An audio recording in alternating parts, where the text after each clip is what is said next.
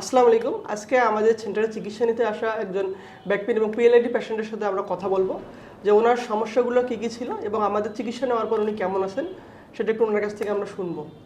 মোহাম্মদ আনিসুর রহমান। আমি চট্টগ্রামে প্রাইভেট কোম্পানিতে জব করি।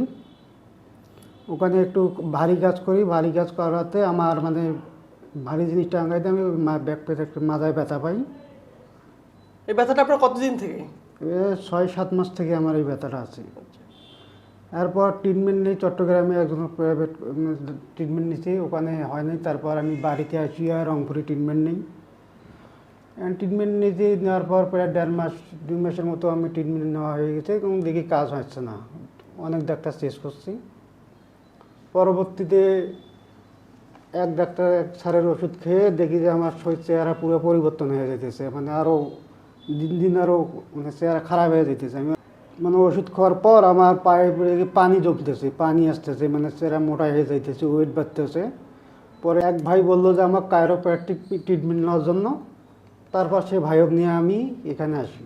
আপনি যে আমাদের কাছ থেকে 7টা সেশন নিলেন কাইরোপ্র্যাকটিক এবং অস্টিওপ্যাথ, এই 7টা সেশন নেওয়ার পর এখন আপনি কেমন আছেন? এখন আলহামদুলিল্লাহ মোটামুটি একটু সুস্থ অনুভব করছি। আচ্ছা, আপনার আগের যে সমস্যাগুলো ছিল এই সমস্যাগুলো কি এখন আছে? না, এখন অনেকটাই নাই আর কি।